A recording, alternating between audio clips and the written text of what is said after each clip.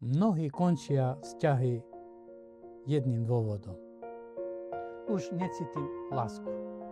Ale vždy sa pýtam, keď ti dojde palivo v aute, necháš ho stať pri ceste alebo natankuješ? Láska nie je vždy o ohni, ktorý horí rovnako silno. Sú dni, keď len tlie. Keď rutina udiera, keď ticho boli viac ako hádky.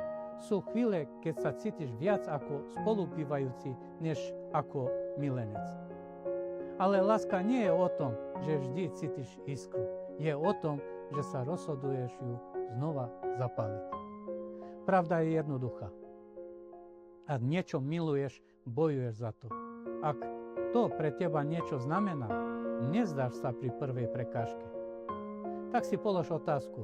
Odchádzaš, pretože je naozaj koniec? Alebo len preto, že už nemáš silu sa snažiť. Lebo ak lásku opustíš pri prvej kríze, možno si nikdy naozaj nemiloval.